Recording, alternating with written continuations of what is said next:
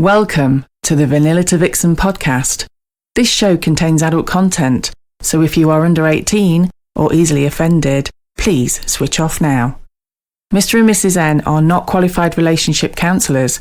This show is for entertainment purposes only. Now the disclaimer is out of the way, sit back, relax, and enjoy our journey from Vanilla to Vixen.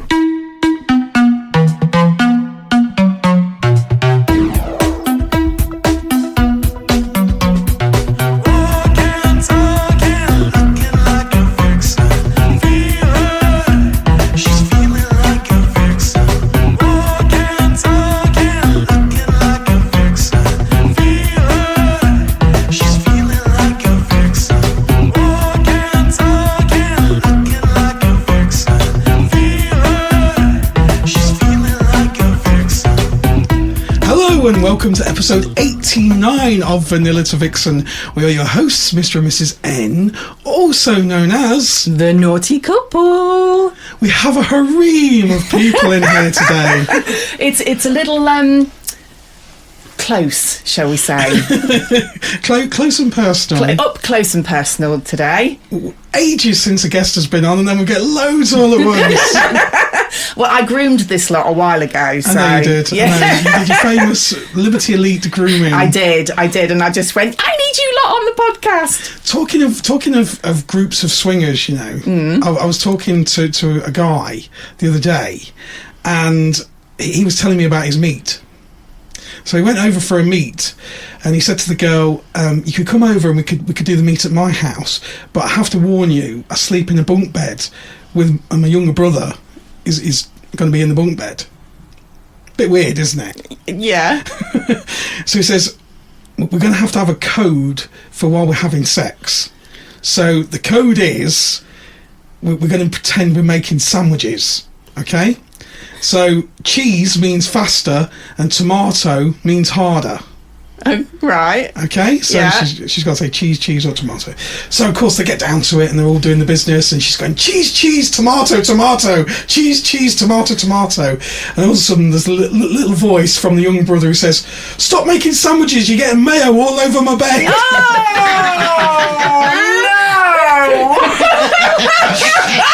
Oh, started in true fashion.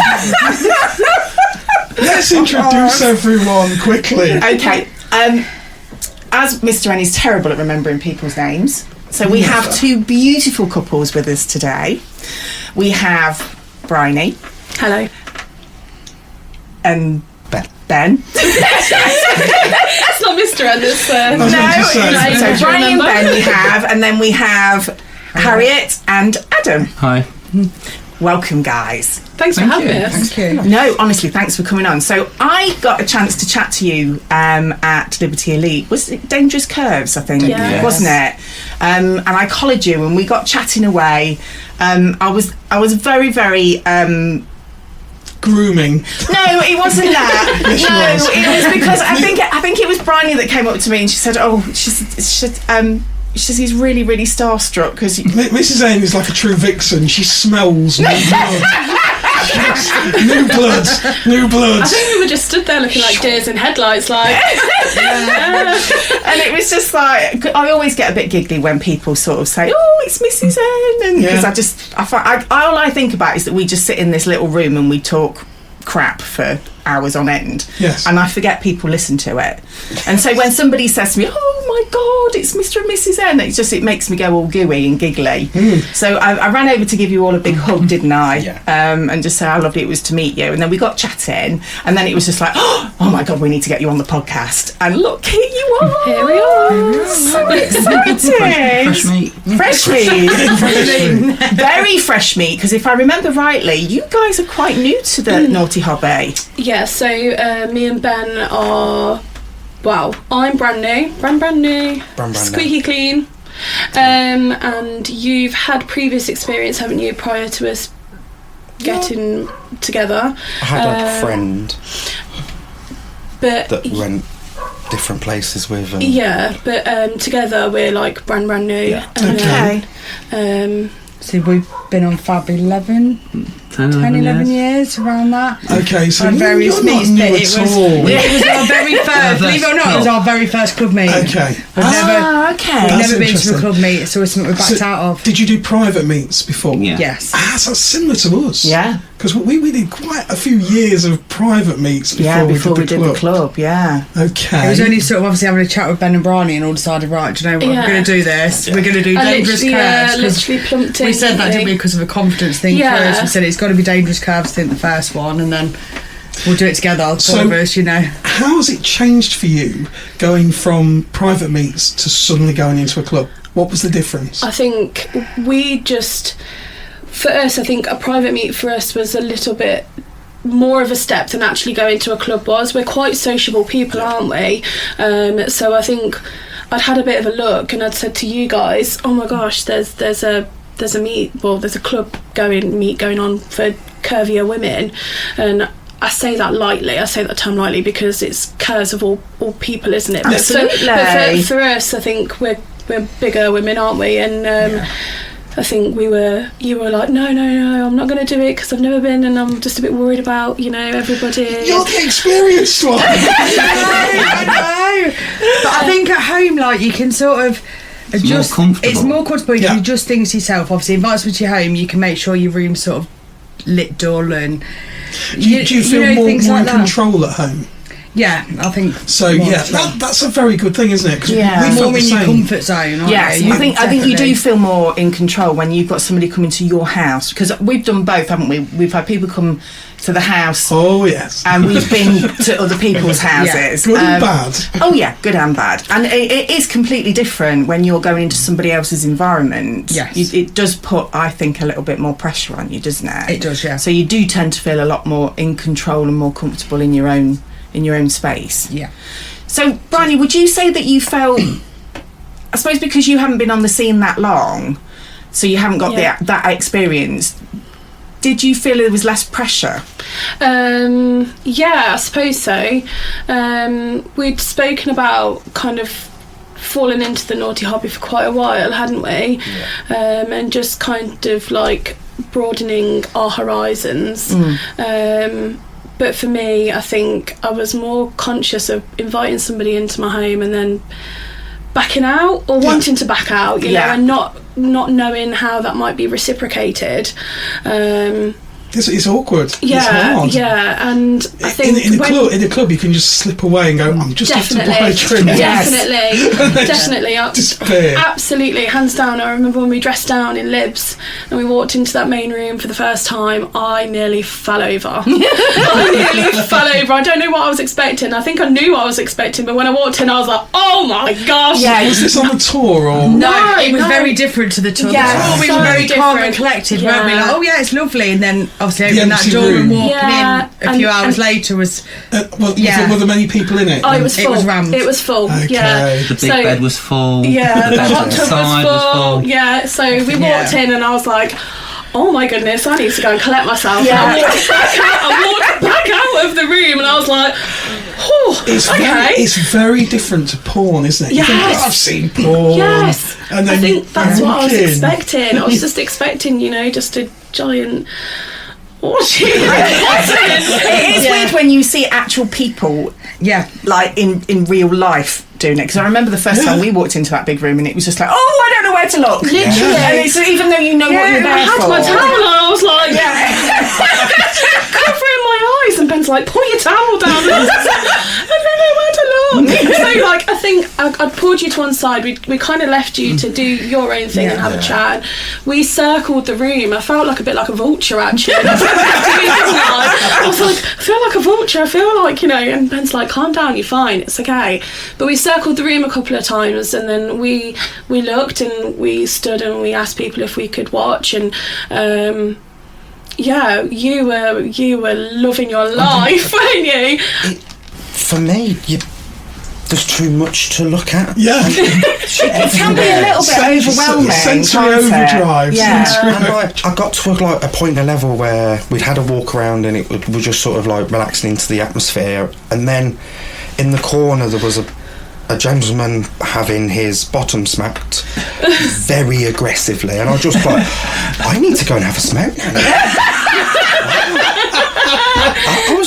I don't know why I was so like shocked by it, but because like everyone else was sort of like quite chilled and relaxed with everyone else, and all of a sudden it was what?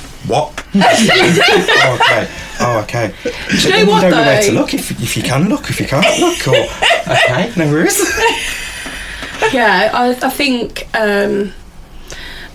in hindsight we had an absolutely great time, but in hindsight I think as newbies we probably would have been better coming to Vanilla to Vixens, just to kind of get the first kind of taster of it. But I feel like I've just been kind of, well, not me personally, but I feel like we were just kind of chucked in at the deep end, but I'm kind of glad in a way as well. Yeah, exactly. Yeah.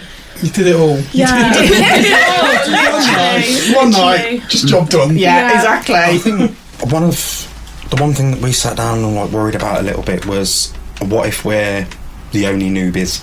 Yes. And everyone looks at us and goes, oh my god, there's newbies. Yeah. But when we walked in and had our tour, there was another tour and another tour, and we were like, there are so many newbies here tonight. Like, that's fine. Yeah, which is great. It's so good to see. Like, for us to be able to be in that situation together, I think that was where we didn't walk back out. I think I had that feeling go through me, and I was like, can I walk out of this, because it's a bit overwhelming right now. Yeah. And then I look at the friends we've brought with, and I was, let's grab a drink. Exactly. We spent a lot of time first at me, like obviously the guy that did our tour was lovely, and he said obviously a lot of people socialising happened sort of at the smoking area as well, so obviously being smokers anyway, we all went and sat, I mean you're not, but social, like with, you know, passive, but yeah, we went to spend a lot of time out of there, didn't we, and obviously spoke to a lot of people. We met some absolutely cracking some lovely people well. outside. It's a great area, isn't it, to meet people. What was the most different to what you expected? Was it the people in there, or was it the place? I think being quite a self-conscious person, and I'm very aware of being looked at and stared at, like I think and my own insecurities, I think for me it was definitely seeing other people appreciate me, like it was liberating, it was really empowering. Having people coming up to you and saying how beautiful you look, or they liked your outfit, or you don't get that in like at the end of the night when you're walking out the door, you think, oh shit, back to real life. Literally. I think the other thing is in that environment as well, it's very honest when people pay you compliments. It's not a case of, oh, you know, I need to say this to somebody. People it's don't very do the genuine. rounds. People don't just go round the room. They don't at all. They will go up to people. I did say to Ben, I was like, you're my husband, you have to say that I'm beautiful, you have to say I look nice, do you know what I mean? But but when you get another woman that says it to you as well, it's like, whoa. It was really nice. It was really like liberating, and then we had a great time. It was all jolly good. So what are your guys' dynamics then? Do you always play in a couple, or we don't, we started off just as a couple, and then Adam quite liked the whole reclaiming side of things. So that's like us. I go off and obviously, you know, come up, tell him all about it, or, you know, whether it's he's there and he watches, or whether I've done solo meets where I've gone to somebody else's house and then come back and then told him all about it. And it drives you mad. The brain ticks constantly. Be it you've gone for half an hour, 4 hours, however long. You're thinking, what's she doing? What's she doing? Is she like this? I'm getting fantasies in my head, and then she'll come home, jump into bed and tell me everything. And it's just... It is the best feeling in the world. So we do both, really, don't we? That's cool. I'm quite greedy, so... Good girl, that's all I'm going to say. There's nothing wrong with being greedy. No. And what about you, Ben and Briany? What is your dynamics? At the moment, starting off just as a couple. Because I'm quite selfish, not gonna lie. There's nothing wrong with that, my lovely. I am my wife's biggest hype man. I will tell everybody. I have previously sort of spoken to other gentlemen and swap photos over. That is so thrilling. When they're like, oh my god, your wife's so beautiful. Go on, tell me again. But then at the same time, I'm like, if you're having fun, I want to have fun. Yeah. Let's have fun together. Yeah. And I think like when we really sort of like looked into the different like categories there are now compared to where I first looked into it, there is so much more, and you know, the soft swap sort of thing is such a nice way of sort of warming up to it. Oh, it is. Where in the olden days it was a case of you were coming around to do business and that was it. When we first went to the club, we didn't even know if we would be accepted. Yeah. We had to ring the club up. We didn't know what we were doing. We rang the club up and we were like, right, we didn't even know labels, you know, like you call it obviously hot wife, or sort of, obviously you can call it cuckold or stag and vixen, whatever you want to call it. And we were like, okay, we'd like this kind of thing. Will we be accepted? And obviously there was a lovely lady on the other end of the phone who went, yeah. Stupid. And then when we went, and I think we were talking about this, the club has changed.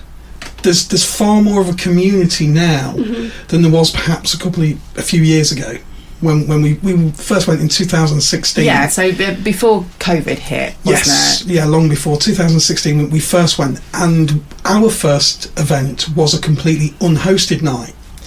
We were the only new ones there. We walked in and we were just like, oh shit. Standing at the bar, and I keep looking at my watch, and Mr. N's going to me, so you're all right? I said, well, I'm just wondering when it all starts. I was expecting this itinerary to come out. Right, a bell to ring, and everyone's like, right, come on then. Just shows how naive how naive we were. We never had, so when you walked in, did you find it a community type? Like, what did you think of it when you first walked in, and you kind of, what was your first... Everyone was really friendly. Roxy and Zeb were there first, weren't they? And obviously we spoke to them, and then I don't know if I can say his name, obviously the guy that showed me around, like, he was lovely, wasn't he? And his wife came and spoke to us, and everyone just gathered, didn't they? It was really nice. You're never on your own. Absolutely. And the other thing is that, especially for you, Briany, because you know, you are really, really new to this. Do you think if Ben hadn't already been in the naughty hobby previously before you met, do you think it's something you still would have come together with? Yeah. Ben's nodding his head frantically at me. Yeah, definitely. Very much so. Yeah, definitely. So what sort of conversations did you have? Who approached it first? It was you that kind of instigated it, wasn't it? Not in like I'm fed up and bored of you, let's go and try somebody else. But like it was always that sort of, like, every man's fantasy, majority of them, having two women fight over them. Yeah. That's like, you'd love it, wouldn't you? Like, two women just going at it, just go for it. But then I'm sort of like taught into the conversation, like from a very young age, like 13, 14, there was a lane from where I used to live called Doggers Lane. Okay. And I knew exactly what was going on there. My parents explained it to me. An urban myth. And that was it. It was, I knew exactly what was going on, what's like, what the sort of community was like, and what the people did. Okay. And it's always been the back of my head. And then with us both being very toy friendly, like every time we go to a hotel, there's a little suitcase that we take with us. Little, he uses that lightly, full of stuff. And we were getting to the point where we were like, we want to go a little bit bigger. And we were looking at sort of dungeon rooms and going to like the playrooms where they've got like the harnesses and stuff, and it was a case of like, that'd be quite boring on our own though, weren't it? Like, one and done. And then we started talking about like the swinging scene and thinking about it, and then we became friends with these two through a mutual friend. Okay. And they spoke about it, and we were like, let's go try Matt Avenue and let's see what that's like. And we sat and it's funny how you I know we hate the word journey, don't we, but it is funny how it kind of takes you on a certain path, isn't it? Definitely. So were you intrigued? Did Ben sort of say to you that, you know, he's been in the naughty hobby? Yeah, we've always had like a really honest and open relationship, and spoken about all of our past experiences, haven't we? No stone left unturned. But yeah, we you did say, and you said you enjoyed it, and I think initially I was a bit like, oh, okay, don't know how I feel about that. But the more we spoke about it, the more we talked about it, the more we experienced stuff together, the more I became open to the idea of Well, did you let's feel take like this inquisitive and definitely. You wanted to sort of experience what he had experienced? Yeah, definitely. You'd not had like oodles and oodles of experience, had you? But you'd been led into that kind of hobby. I was probably dropped in at the deep end. Yeah, very much dropped in at the deep end. Just like you did to me at Lips. I say that lightly as well. It's more the shallow compared to what I went. Tell us more about that, Ben. I was 18, 19 years old. Okay. And me and a friend were having quite regular fun together. Yeah. And she was like, do you want to come to a club with me? And I was like, okay, let's go. And we went to Camps. Yeah. And the first initial room I walked into was this quite chubby lad, not very well endowed when it's not excited, and I'm just like, oh my god, what's going on in here? Really scared.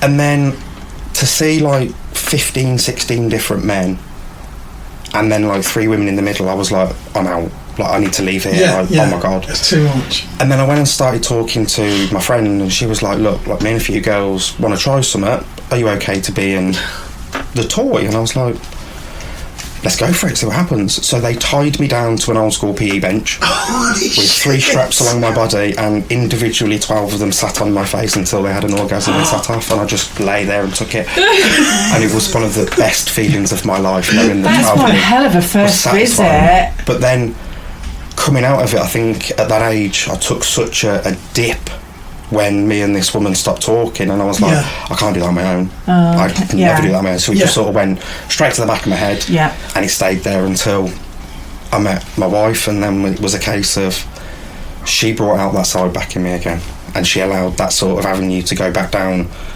the very naughty route, and I like sort of adventuring into there. That's really amazing that you are comfortable. Yeah, exactly. All the different experiences I had, and she was so like, not welcoming, but she accepted everything I said. And I was like, okay, that's not taking you as a person, but it's a case of that's an experience you've been through. How did it make you feel? What does it make you feel like now thinking about it? So it was never the basis of your relationship, but it was just an enhancement. Yeah, absolutely. Yeah, it's just like an add-on, isn't it, to what we've got now already.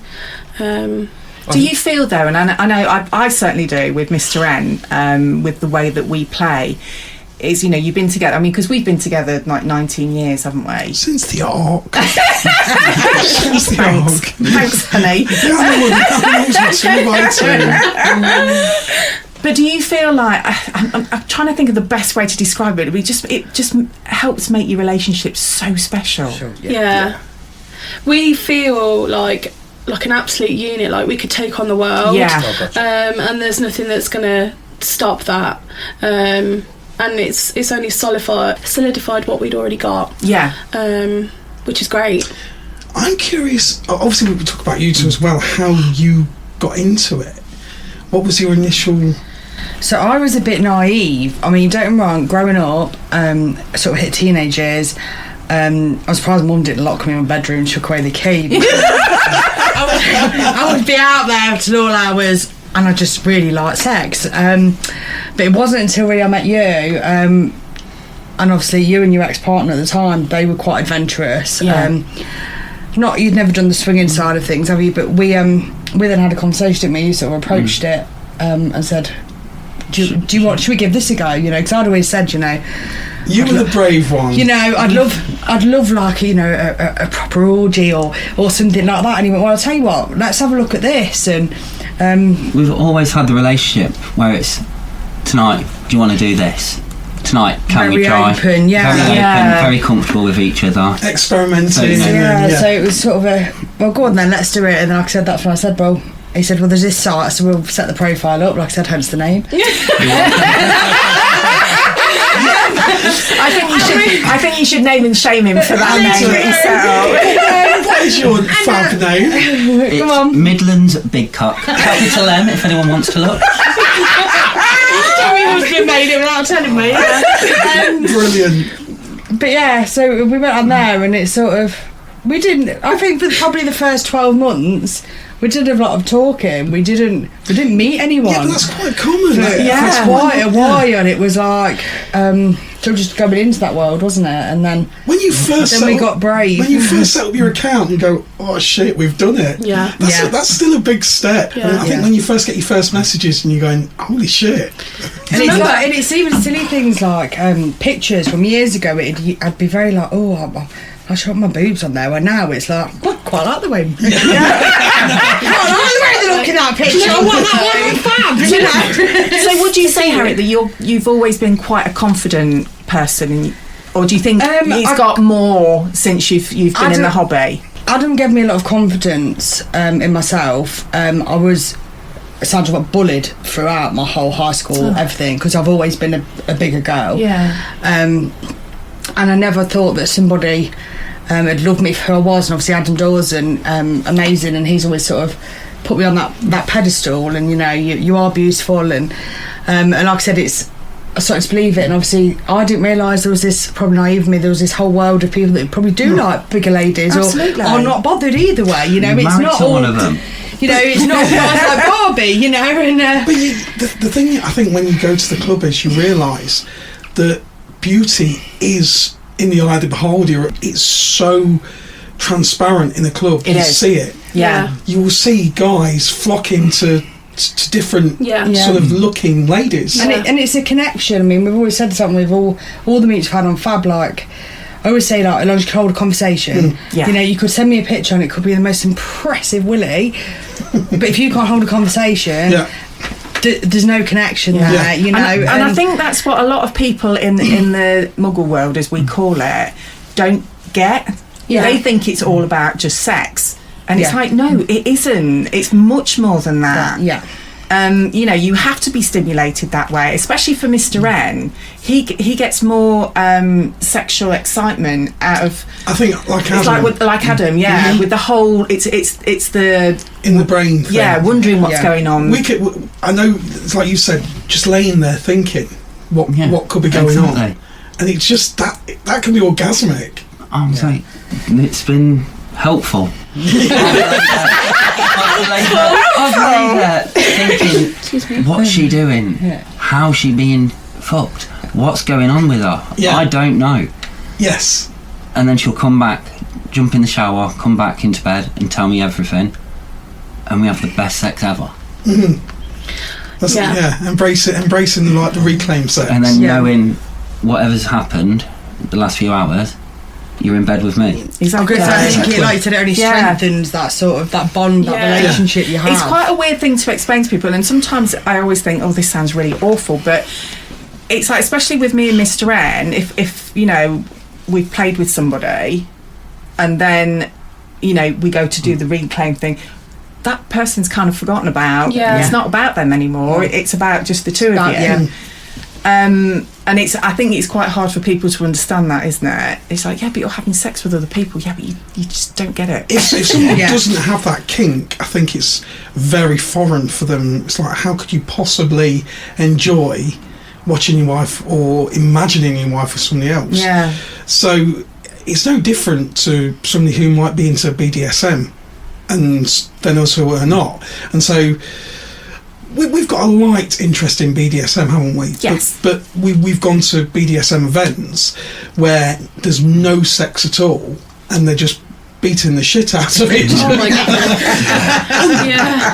Not kink shaming, but we can watch, and we now, having done the show for a little while, we'll go and we'll appreciate almost the artistic nature of what's taking place, and we didn't realise what an artistic sort of there's a skill to it, isn't there? Absolutely.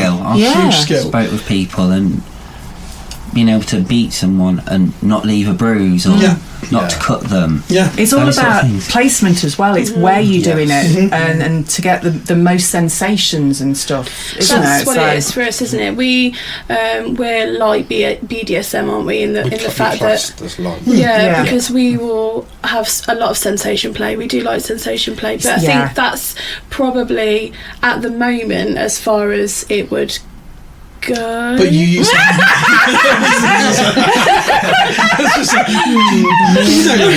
you don't know. But you can appreciate that, but it's not intrinsic. That kink isn't intrinsic. there's something obviously inside me that is intrinsic of the hot wife dynamic. I don't know why. I don't know what it is, don't know why it is.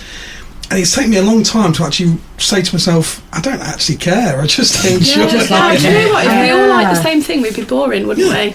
So, you know. I mean, I actually carried around an awful lot of guilt for a very long time because it always seemed to be about me. Yeah.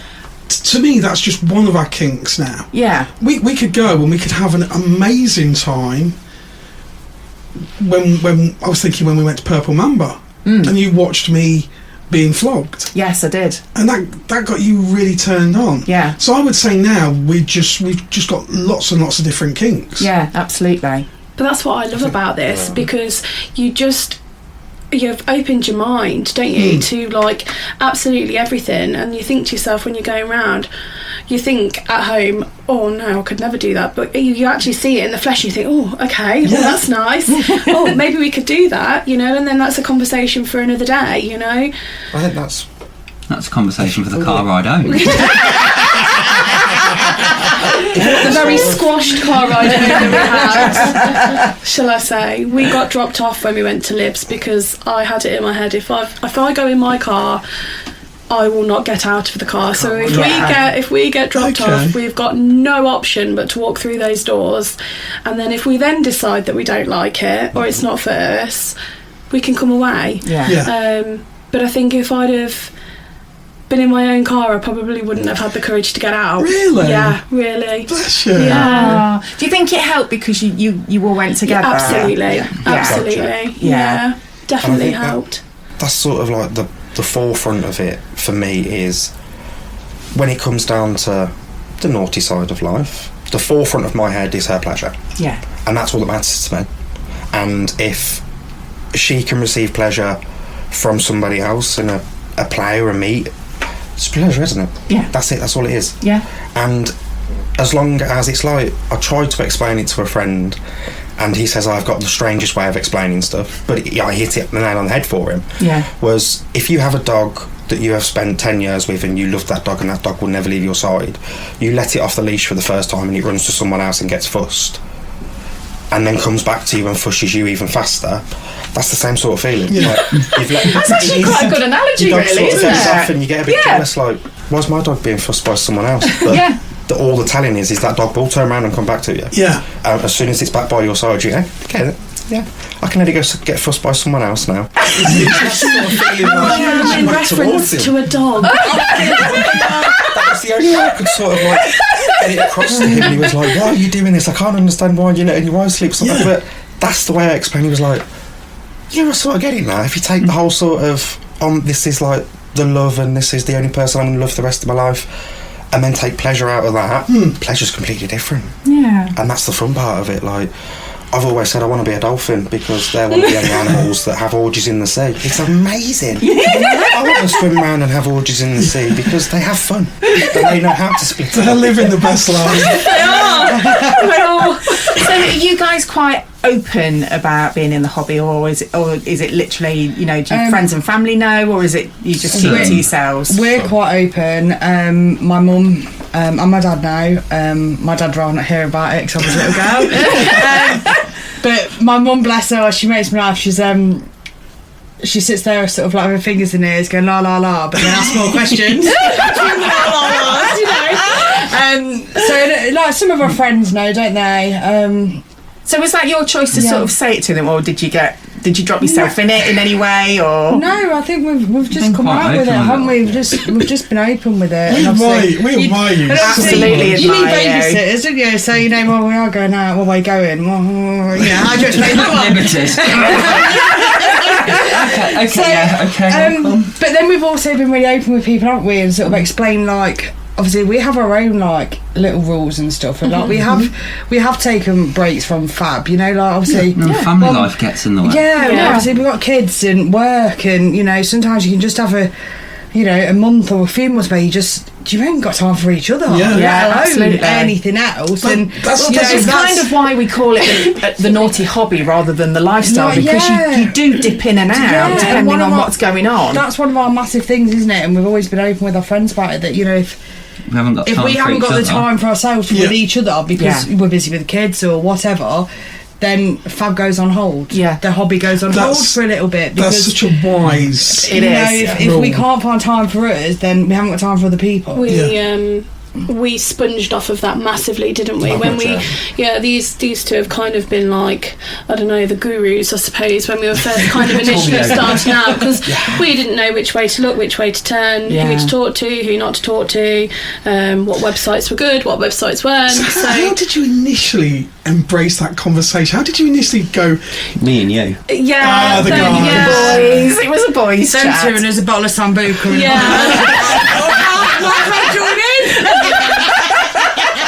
It was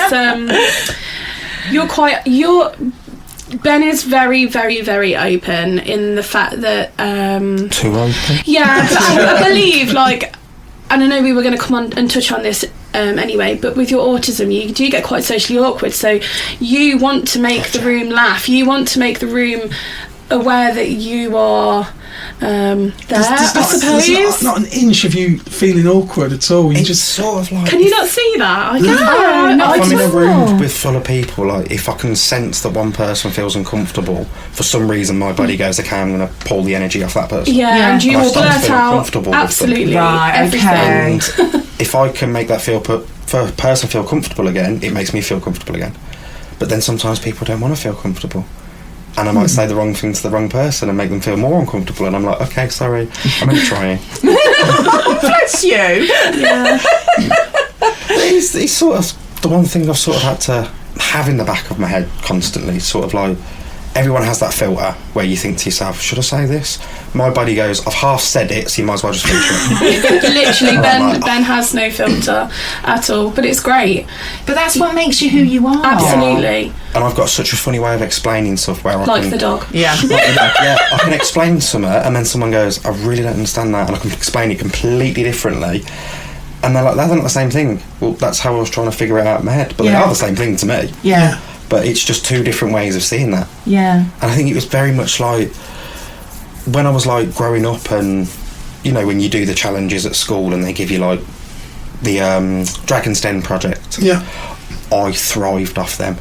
Absolutely thrived off them, because if someone gave me something to do and they said, oh, I can't do this because I haven't got this, okay, I can figure out how we can do that then. So you're very adaptable in... You're a problem solver. I can sort of, with going through my life, not really understanding what's happening, because I wasn't diagnosed with either until I was 25. Well, so just for the listeners, that's autism and ADHD. Yeah. And your... And the funniest one of all is the tourettes. That's been around since I was about 11. Okay. And it started with a dinosaur screech. Oh. That's the only way I can describe it. But it was a very loud and abrupt jerk of my shoulders and...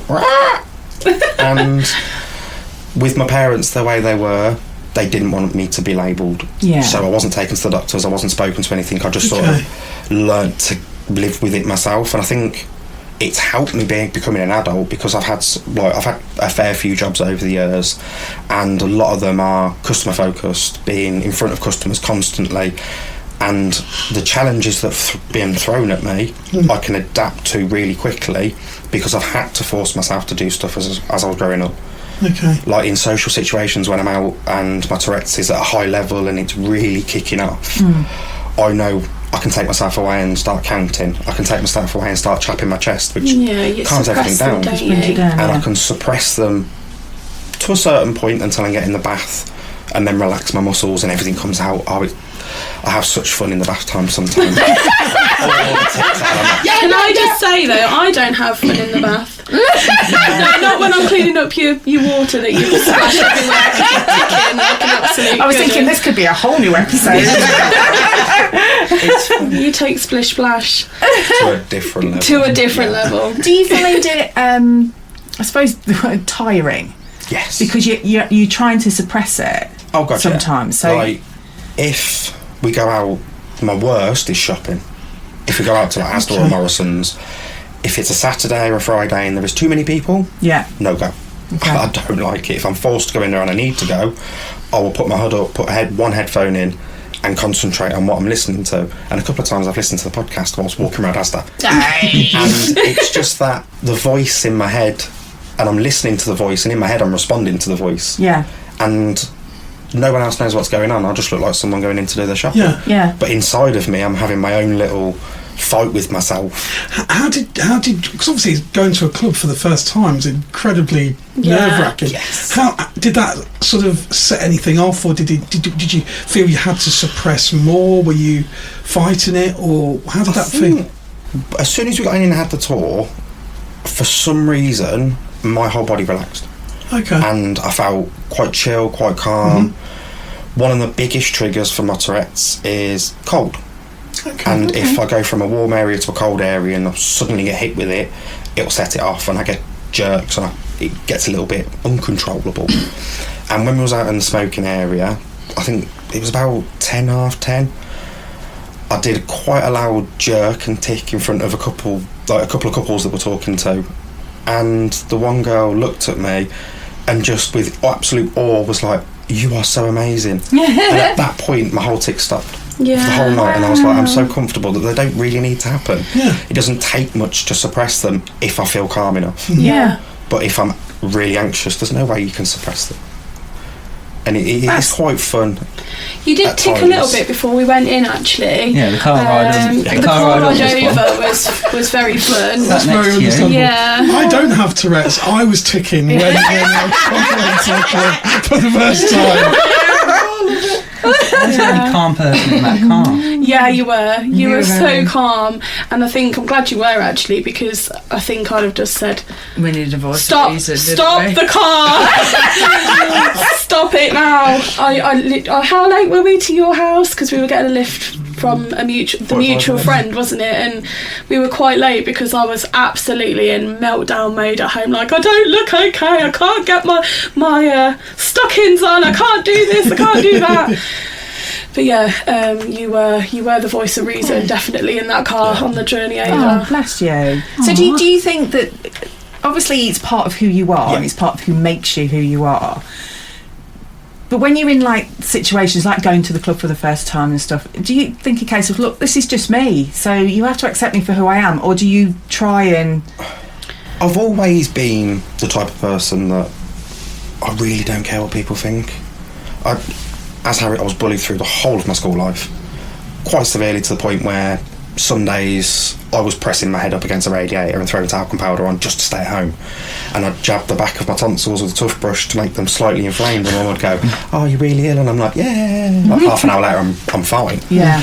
And I got to about 23, 24, just getting into the relationship with you seriously, and I got to that point of life where, do you know what, I really don't care anymore. But you are living the best life. I loved it, and I let my Tourette's sort of go out when they wish and everything like that. And then I've had to sort of tone it down a little, because then I became the person that said the things that people shouldn't say. And I was like, okay, then let's calm it down a little bit, because my Tourette's is getting too much, and I've got it to a level where I feel comfortable. And if it happens in front of someone and they ask me, I don't get nervous. I'm like, yeah, I've got Tourette's. Yeah, you prefer people to laugh at you, don't you? Yeah. Or like, you know, if someone just sits awkwardly. If someone sits and stares at me, it can either go two of one ways.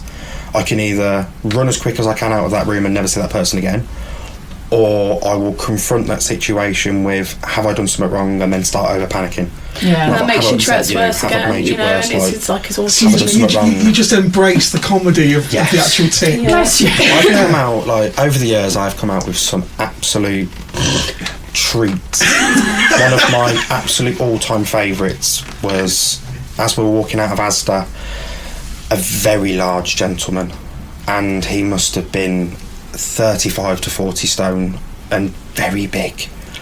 And as we were walking out of Asda, the cold hit me instantly, and I went, "Catch up, fatty!" And spun round. I have never felt a man that big spin. And she saved my life that day by going, "I'm coming!" and skipped past him. I'm like, "Oh my God, thank you so much." I've been held down on the floor for half an hour in a bank for saying I've got a bomb, and they said, "You have to take it serious." And I was like, "Okay, no worries." Now I am 19 years old on the bank floor. Literally like, "I've got my card in my wallet. I've got as soon as they got my card out and they read it, we walked out of the bank, and as a woman walked past me with bright red hair, I went, hair's on fire. Slapped me at the side of the face. She got arrested, and I was like, don't worry, it's fine, don't worry about it. And then we're walking down the road about 10 minutes after all this happened, and I blurt out something in the middle of a street, and a gang of 6 lads all surround me and go, what were you saying to me? What were you saying? And I'm like, I've got Tourette's, I'm so sorry. Look, and all of my a sudden card. one of them went, my brother's got Tourette's, it's quite funny, innit? And then like they all sort of shook my hand and walked off, and I was like, I need to go home now. And then I slept for like 15 hours because it was just so exhausting. I was going to say. It was an enthralling day. It was a fun day. It's just we've been contacted by people that have different things going on in their lives, like, you know, ADHD and yourself, Asperger's, and look you know, me with my oversensitive nerve endings. Yeah. And it's always that thing where you think to yourself, oh, do I just come out and say it? Or, you know, I don't want people to think I'm odd or I'm weird or whatever. But do you know what? And it's like, I am so in awe of you, Ben, because it's just like, it does take a lot of guts to be able to just say, look, this is me. Yeah. Accept me for who I am. But I think that's a huge part of the naughty hobby.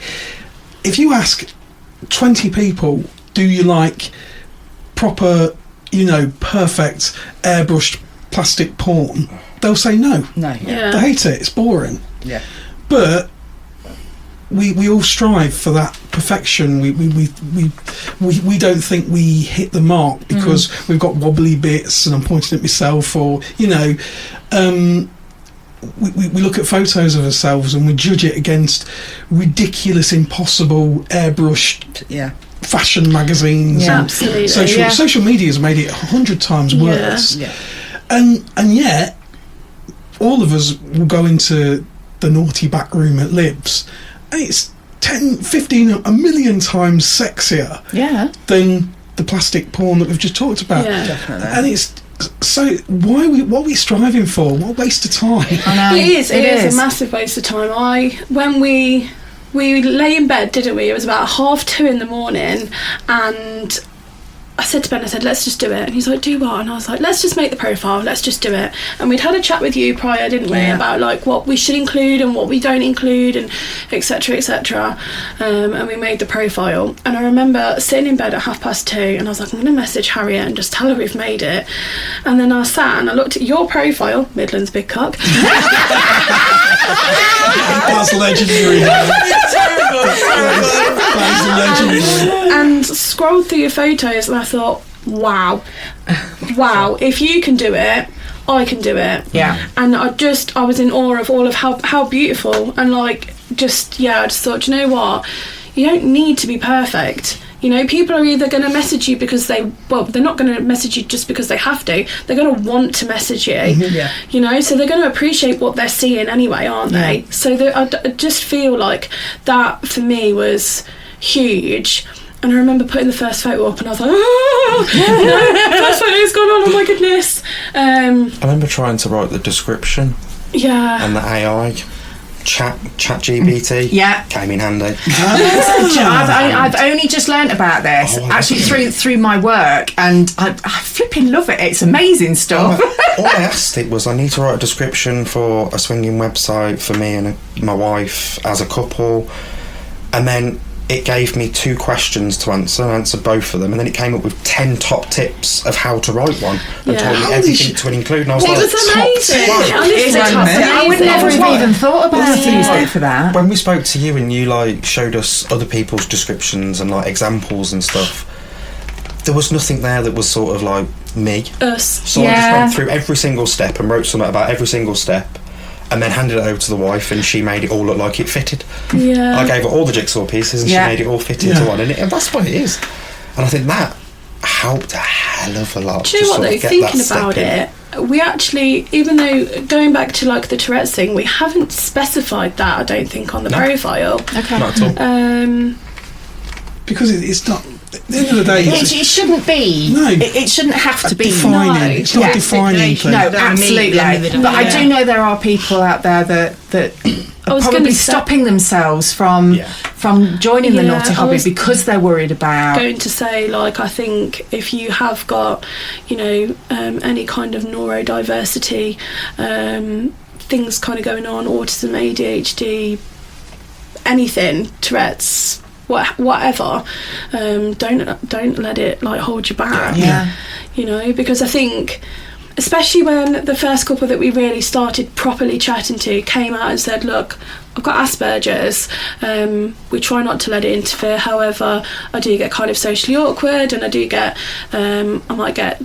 you might find me being different in different situations. And Ben was like, and you just saw the relief leave his body, because he felt, right, okay, if this gentleman can say it to me, I can say it to the next person. And when we first put ourselves on the guest list for DCs at Libs, I reached out to Roxy and I said, I'm going to do an Ask Roxy. Very well done, my lovely. What's your favourite part? No. Briany sings it better than you do. That's a £5 in royalties you owe me. It's not copyrighted, is it? Oh my goodness. So I messaged Roxy and I said, look, Ben's got Tourette's and he's got autism. How do you think this is going to be reciprocated? I think it's one of the major things that we're really kind of worried about here. And she said, you don't have to tell anybody anything that you don't want to have to tell them. She said, but, you know, if you feel comfortable, or if you're in the situation where you feel you can speak about it, then talk about it. But nobody needs to know that about you unless you really want to have to share it. Just said about the Tourette's, like, if it happens in front of someone, and they ask, like, I'm an open and honest person, I'll tell them. If they take it their way, they take it their way. And that's it. That's not up to me. Absolutely, I know. With yours, Mrs. N, yours was a real journey, wasn't it? Massive. There's that word again. It was. I know, it was. Hate that word. It was. We had a particular moment where we went to Dark Desires. Oh, Dark Desires. That's like, that is an experience. Party turned up to volume 10. And let's just say the back room can get quite energetic. Okay. Dark Desires. And I'm worried now. Like, I'm thinking to myself, when I walked in and I about fell over, that was energetic. Dark Desires can be quite energetic. Absolutely. And you walked into the back room, so everybody's version of sex is different to them, isn't it? And so Mrs. N saw these ladies on the big bed, and they were literally getting hammered, and to Mrs. N that was like painful. She could just associate that just with hurt pain. You just watching. Obviously they were having the best time of their fucking lives. For Mrs. N, who didn't appreciate that, that was quite something to come to terms with, wasn't it? Yeah, I mean, I actually got quite upset, didn't I? Yeah. And I remember saying to Mr. N, I don't feel normal. And at that point, I was like, come on, let's go home. If you've got something that you've got to deal with, the club is not the place. No. But the funny thing was I said, no, I don't want to go. And we actually plonked ourselves on one of the outside beds for a bit, didn't we? Yeah. And that was the night I ended up having my bukkake. Was it the same night? That was the same night, which ended up being one of the most amazing experiences I ever had. And it was weird, and then it was that whole thing. We did take ourselves away from the We did. The I needed time to just come away. But it's like that whole thing is, what do you class as normal? What do you class as perfect? Define normal. You can't define normal. You can't, can you? No. And I chatted to a lot of we call our really close friends now that are in the hobby, and they were just like, yeah, but you're offering something that a lot of women don't like or don't enjoy. And it's almost, and I've had a lot of people that have said to me, you know, I mean, I have had one or two that have just gone like, oh, hail Mrs. N, because it's like, how the hell do you do that? And that kind of, then I felt almost special in a nice way. You felt good about yourself. I felt very good about myself that actually, you know, so there's always somebody for somebody else's kink. So you don't have to, it doesn't matter if you can't do what other men or women are doing or whatever. You have your own special thing. And it's like, I'm not into like hard fucking. I don't get anything out of it. And I'm like with you, like Briany, when you were saying about sensation play and everything, that is like, that's my thing. So it's all about the sensation, it's all about the feelings, and it has to be very kind of intense but very sexual. And I think once you're happy with that's who you are, because I always remember saying to Mr. N in the beginning, before we decided to do the whole anal only thing, I would get myself so worked up that I'd have to say, listen, I've got damaged nerve endings. You treated it like a disability. I did, because that's what it felt like to me. But then rather than like, okay, that doesn't work for me, but I do this instead. Yeah. But in the beginning, it was very much like, I wouldn't even say to somebody, look, you need to be really, really gentle.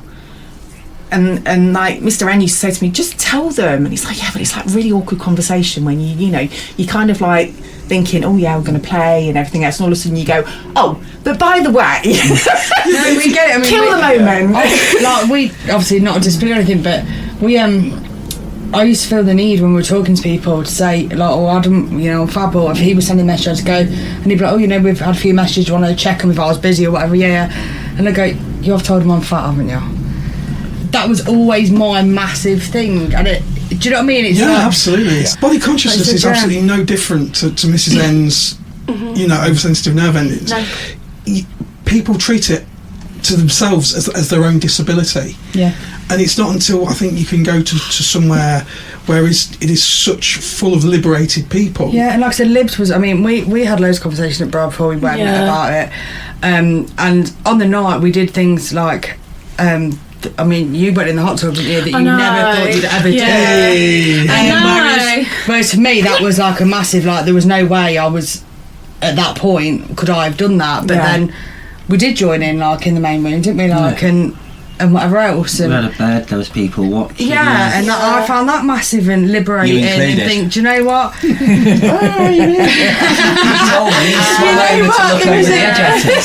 and I didn't care in that moment. I didn't care that the right side of whatever I was wearing had come over, and a bit Fab was hanging out, whatever. I didn't care. Exactly. It felt, like I said, it felt liberating. And but the thing is, there was probably a dozen people there sitting there looking at how beautiful your eyes are, or your faces, or how you looked sitting there.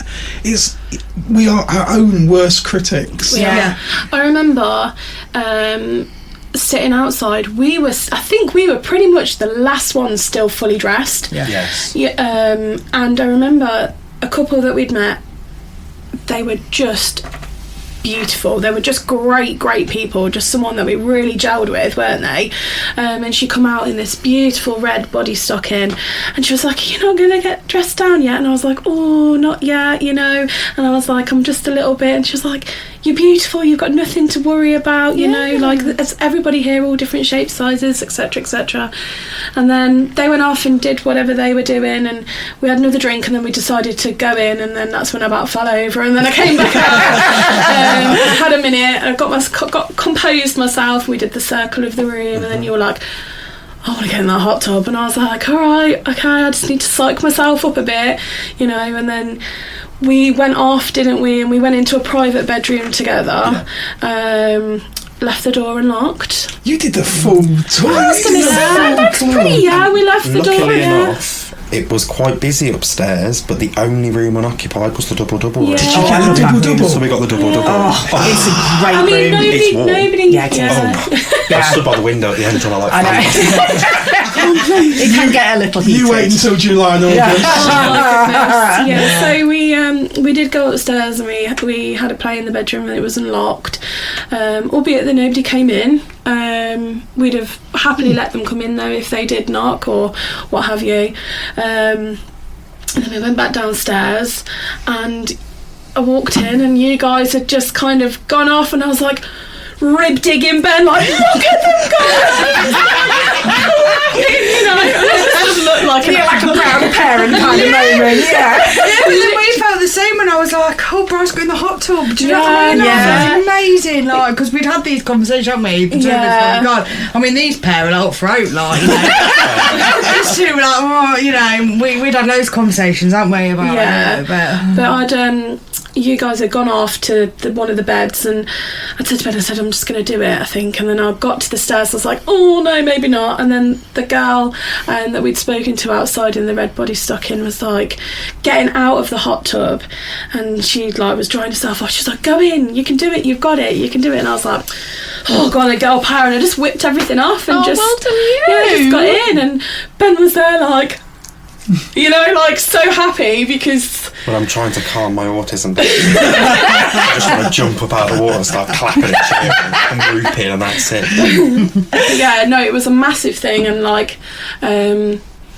But in fairness, I mean, our first visit to the club, you never said it to me, but in your head you were going, Mrs. N's never going to get in the hot tub. We obviously had a tour, just like yourselves, and we did the front of the club. And bear in mind, this was my idea. The club was my idea. And I thought, when we got to the back room, the minute they opened those swing doors in the swingers club, into the engine room, that was when it hit me, and it was empty. And I'm like, I think seeing the beds was the realisation of, shit, sex really goes on here. It's not a big joke, really. It's real. It's really real. That was my moment of like, holy shit. And my thought was for Mrs. N, because it was like, okay, this was predominantly my idea, and it hit me. Weirdly enough for you were just sailing at that point. You were fine. I thought that room, even with it being empty, had such a lovely atmosphere. It does. It really does. I actually preferred that room to upstairs at the time, didn't I? Because you liked the rooms upstairs, and I said, oh, no, they just feel a little bit kind of, I don't know, because you're kind of out the way a little bit. Yeah. And they were great to go to when you just want to have a bit of swings time and roundabouts, isn't it? It's it is. Different things.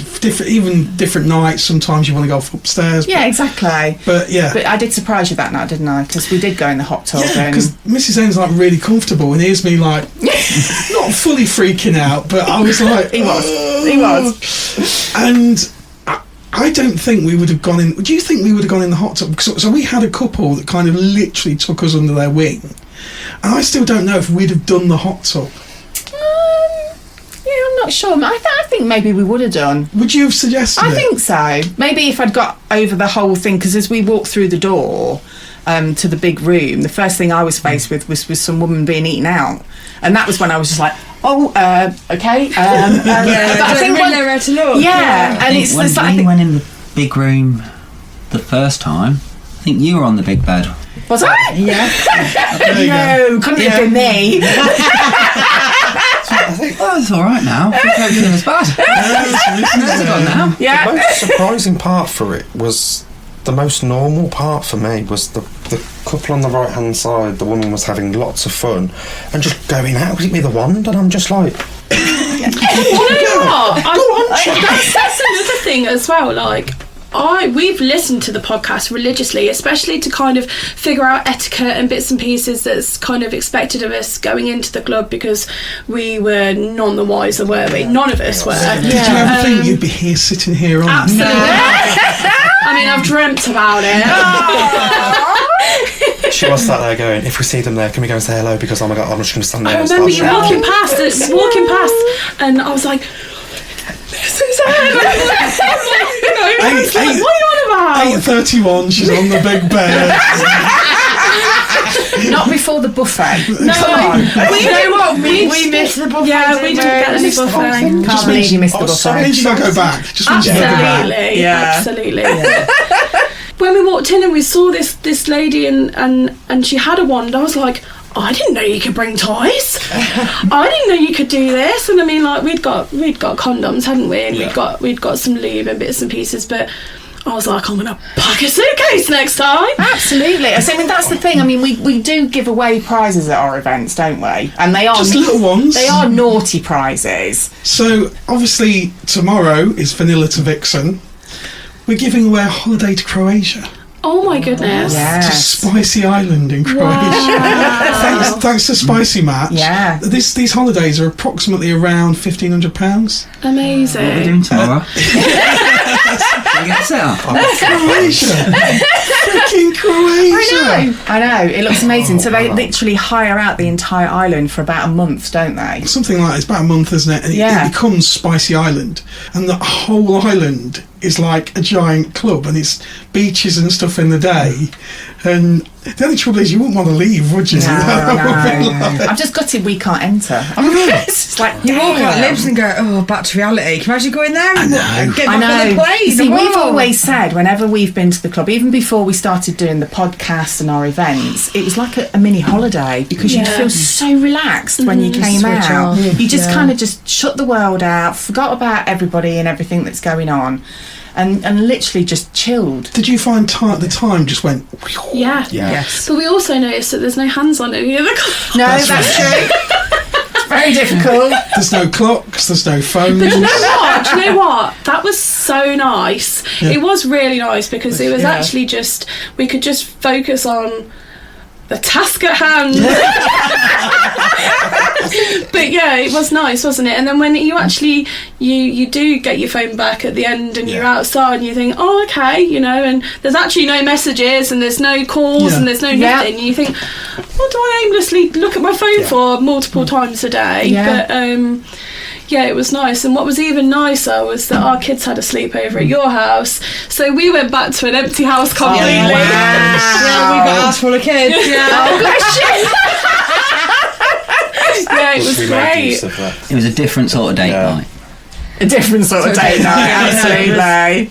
We've got a teenage daughter that is literally got like bionic hearing. Oh yes. And she is a nightmare, you know. And it's like, and our bed squeaks terribly anyway, and you only have to breathe and it squeaks, and the next thing you can hear, she's turned the stereo at full blast because she thinks you're doing something you shouldn't be. If anyone needs a trip to Spicy Island, it's us. It is. We have to go to the club purely just so we can have sex. So, guys, if you were sort of giving advice then to any really, really newbies, because you're no longer newbies at this, what would you say to them? Take the plunge. Yeah. You've got nothing to lose. You can go in and you can come straight back out. What have you got? You've got a bit of money to lose, you know, because you pay for your entrance fee or whatever. But yeah, you've got nothing to lose in the fact that, you know, you can even just go in and just be there for the social. And the buffet. And the buffet. And that's what we'd said, hasn't it, before, weren't we? Yeah, we all said, you know, no expectations. No expectations, you know, if we just go and treat it like a pub and have a couple of drinks and get picked up at midnight, you know what I mean? Exactly. Like, great. Yeah. So yeah, like you said, treat it like that, you know, treat it like you're just going for a drink. And by the time you get your buffet, by the time you bought food and stuff at home, by the time you've had your buffet, and you've about spent the same amount of money anyway. It's a Friday night. I mean, I am gutted I didn't get any birthday cake from DC's 5th birthday, but I think I was still quite nervous when the buffet come out, because I was like still not dressed down and everybody else was. But that in itself was massive, because I felt awkward being fully clothed at that point. You know, so I felt, okay, I've got to go and not got to go and do it, but I want to go and do it, you know. And me being me and knowing what I'm actually like, I would have never have ever thought I'd have done something like that, let alone get in the hot tub, you know. But yeah, it's my advice would be, you know, just, you've got nothing to lose, go and have fun. Embrace it. Absolutely. And do you think that, you know, with all of you, do you think it's given you more confidence in like your everyday life as well as the naughty hobby? Definitely. Yeah. So have you got anything on your bucket list now that you want to try? Vegas. We're coming to Vegas. We're doing Vegas to Vixen. That's May. Yeah, we're coming in May for that one. We're trying to think of a theme for it, aren't we? You've been doing some Googling today. So what did you find? Actually, it's something to do with mental health week or something, isn't it? It's mental health month, I think. May. There's a mental health month, and so we're looking at things like that. There'll be something involving mischief somewhere. I'm sure there will be. We'll think of something, won't we? We'll throw some. There'll definitely be naughty prizes anyway, won't there? Yeah, so. I had a dress actually come through today. Excellent. Vinted, my favourite. Oh yes, we love Vinted. We do love Vinted. So something on our bucket list now is that, well, for me definitely the townhouse. Oh, okay. Doing some film night where you wear pyjamas and lie under a blanket and watch a film and get naughty under the blanket. I don't know this. Such a snuggle fest. I really want to go to one. That sounds like my kind of evening. And the thing is, like, in the main area, there's going to have a film on, and then in a couple of the rooms, they're going to have a film on in there as well. And it's all about just snug, like Netflix and chill kind of. Yeah, they have popcorn and stuff, don't That's they? all I want. Yeah. This is a chill out. I think the first time we went to Cams, you lived in the cinema. well, I did like this. I do like a cinema room, but they also had another room where it was just normal TV, wasn't it? I think EastEnders was on or Just having a something. shag while EastEnders is playing in the background. Let's take that. That was a bit bizarre. So you know when you walk past and you go, did I just see that right? And then you go and back on yourself. It's like, no, I did. I don't have to miss EastEnders. That's great. That's absolutely great. But no, yeah, got a new dress for Vegas to Vixens already. Excellent. Brilliant. But yeah, we're coming in May, aren't we? So busy May. Yeah. So we've got the week sheer before as well. We're indulgence going to and go then sheer Vegas. indulgence. Oh, Excellent. wonderful. We want to check out After Dark, so it's brand new. Which, in fairness, you guys might be interested in. So After Dark is swinging meets kink. Oh. So it's both. Not in May's waiting. I don't know babysitting. This is the thing, and it's like, yeah, we fancy that. We definitely fancy that because we've always said, I think in olden times, shall we say, a few years ago, people would say that swinging and kink don't mix. But They used to say that if you put a group of swingers in a room with fetish people, within 20 minutes, half an hour, the room would be like separated like the Red Sea. And so, but now things again seem to have like changed, moved on, and well, it's like when we looked at it. I mean, there is an episode where we literally went and tried it out, didn't we? Because we said, how can we talk about BDSM if we've never even experienced it and know what it's about? So we went on to the full-on kink fet night at Libs for afternoon. But that's where we learned about sensation play. Yes, embargo, and so embargo's the full-on one, and it's very different. There's no music. There's no disco music. Yeah, I was just about to say. It's very. There's no disco. It's sort of classical and. I want to say aromatic, but I don't think that's the right word. What's the word? Sensual. Yeah. It just kind of sets the scene. Atmospheric. Atmospheric. That's the one. Yeah. Not aromatic. I'm thinking That's a crispy washing duck. machine. That's Smash some crispy duck right now. And obviously, it's called a scene, so people are acting out a scene, and it's all very, very serious. So it's very quiet. It's very different. So I think seeing how After Dark will be, where there will be predominantly it's a swingers night, but there's going to be a little bit of kink there as well. So because I think there's a lot of people that are intrigued by it, like us, who like sensation play, don't really want to go into the whole, the full lot, but love the sensation play. And I think there's a lot of people out there that are feeling the same thing. So this is a brilliant night because it means you get to use some of the equipment and stuff that's there, don't you? Try it out. Lives, didn't you? Yeah. there you go. Yeah. I've got a thing of I do want to be put on that and May in May we're turning that room into the mobile photography. We've got our mobile photographer there. Oh, at Vegas. At Vegas, so you can have your photo. You can actually have your photo taken on it. On the nice. My eyes just lit up then. Did you see that? So I mean, you can literally do whatever you want, can't you? And then stick it on Fab. Yeah. All It's going on there. It's Yeah. going on there. Yeah. We did actually. We did set up a spicy match profile, didn't we? Excellent. We've not actually completed it yet. We want it to be a little bit different to what we've got on Fab. We don't want to, but I mean, we'll just get your AI generator back out. Yeah. It's good. It's good. It is good. We're really enjoying it, aren't we? Yeah, I think it's very different. But it's very good for the events. You can see what events are coming up. Yeah. And the great thing is it's more visual. So you've got, there's videos on there, and of events and things. Yeah. So exactly. It's good. I might sound a little bit like a nerd, but I love the navigation through it. Yeah. Like compared to Fab, I can navigate through Spicy Match so much quicker, so much easier. Getting to the forums for an event on Fab, you have to go through 3 different links to get to where everyone's talking, and with Spicy Match, it's just couple of clicks of a button. Did you use the app or? Yes, set everything on the app. You see, I'm using the web browser on my phone. Yeah. So I found that more natural. There's a few more extra features I like on that. Yeah. Than there is on the app. So the map's amazing. So you can just click on the map and go, look at all these filthy bastards. You'll see us pinged up. Don't do what Mr. N did, which was hilarious, because we'd gone out for dinner with some friends, hadn't we? Mm-hmm. Some naughty hobby friends. Yes. And you decided, you decided to have a look who was close by on Fab. That's brilliant. And so there he is on his phone, and he was going, oh, look, she's nice, isn't she? And shows the picture, and it turns out to be Delicious Debs, who was with us. She was in the toilet. She was in the toilet. And it's like, you dozy old. Oh, it's Debs.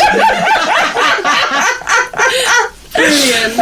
Oh, God. So, guys, I want to ask Harriet and Adam, now you've done the club thing, do you think you'll still do the meets at home, or do you think you more predominantly go to the club now? Sort of okay, so you'd still still do it, mix it up, mix it up, because I suppose it is a different experience, isn't it, when you have meet at home to going to a club. There's a lot we want to do this little club. Like I said, obviously we spoke to you guys at DC's in the trade rooms about, obviously you told us about Dark Desires and Sheer Indulgence and things like that. We said we want to try Sheer Indulgence, but May's going to be expensive. Yeah, May's going to be expensive, but still obviously do our normal meets at home and whatnot. Obviously it's time lecture. Since Liberties, it seems to have brought us even closer. That's nice. Yeah, that's so lovely though, isn't it? And at the end of the day, that's the most important thing, because when you leave the club, you're leaving together. Absolutely. So it's what your relationship's like when you walk out the door, and so that's all that matters. We had an eventful weekend after Libs, let's put it that way. 17 times. One poor vagina.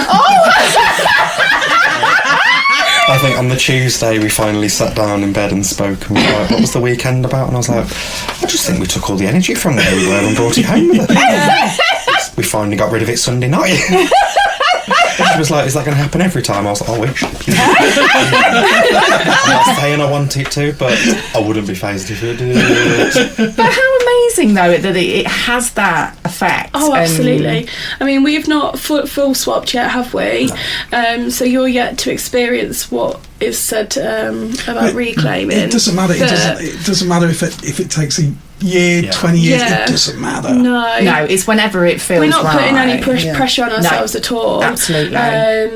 And you're very excited about that aspect, aren't you? The whole reclaiming thing. And vice versa, actually. When you do full swap with another woman, I think I will literally be like, I want my husband back now. Do you know what I mean? It's funny actually, because for when we did it the first time, I was very much like, oh, now I get what he gets out of it. Yeah. And that was such a lovely feeling, because it's like, I feel like I can share that with you now, rather than it just being about one of us. You never stop learning about yourself. You don't at all. And it's quite amazing. I was thinking the aspect, like, when we are talking to another couple and the conversation gets naughty, I love going, my wife does this and my wife does that, and she's really good at this and she's really good at that. Like, if she was walking into another room with another bloke, I'd quickly grab hold of him and go, look, this and this, go to it now.